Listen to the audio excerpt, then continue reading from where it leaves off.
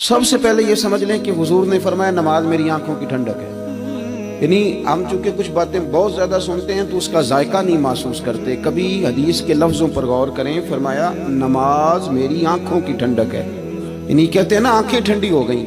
تو حضور فرماتے ہیں جب تو سجدہ کرتا ہے نا میرے امتی، جب تو نماز پڑھتا ہے، رکوع قیام سجود کرتا ہے، تو تیرے نبی کی آنکھیں ٹھنڈی ہوتی ہیں. یہ کتنا بڑا رضا والا کام ہے نبی پاک صلی اللہ علیہ وسلم کی نماز پڑھنا.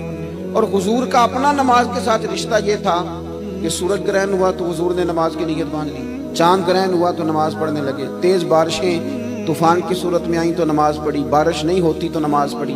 حتیٰ کہ جنگوں کے موقع پر بھی میرے نبی پاک نماز کی کثرت فرماتے تھے. ہر موقع پر نماز کی طرف توجہ. نماز حضور کی چاہت ہے، آنکھوں کی ٹھنڈک ہے. وہ کس طرح کا امتی ہے جو یہ نہ چاہے گا کہ میرے نبی کی آنکھیں ٹھنڈی ہوں.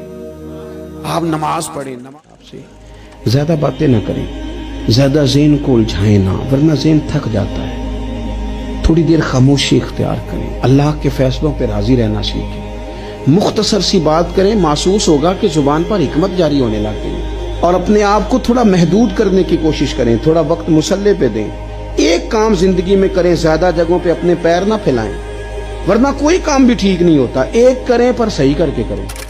کہ ان فوجیوں کی کوئی چھوٹی شان ہے، ان کا کوئی چھوٹا مرتبہ ہے. اور میرے رسول کریم صلی اللہ تعالی علیہ وسلم نے فرمایا جو بندہ ایک دن اور ایک رات، یہ حدیث صحیح مسلم میں، سنن ترمذی میں، مصنف عبدالرزاق میں موجود ہے، ایک دن اور ایک رات اللہ کی رضا کے لیے اسلامی سرحد پہ پہرا دے. میں اور آپ سوئے ہوئے لیکن وہ لوگ جو فوجی بارڈروں پہ کھڑے، دیکھو مدینے والے محبوب کس کس پہ کرم فرماتے ہیں. ساری عمر نہیں، 24-25 سال کی سروس نہیں، فرمایا ایک دن اور ایک رات اللہ کی رضا کے لیے جو اسلامی سرحد پر پہرا دے، مسلمانوں کو کافروں سے بچائے، رب اسے عذاب قبر نہیں دے گا، اسے اللہ تعالیٰ اپنے فضل سے معاف فرمائے.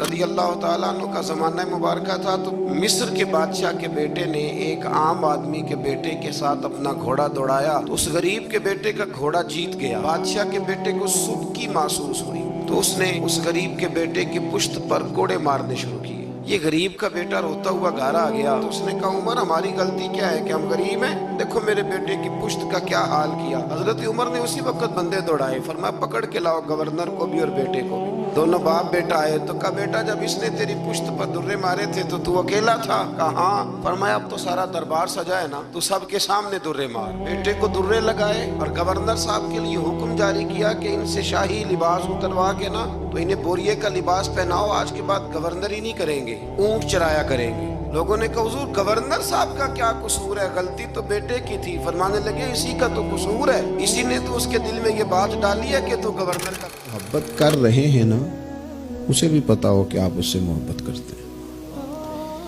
اظہار محبت کی جرت بھی ہونی چاہیے اور اظہار محبت کا سلیقہ بھی ہونا چاہیے.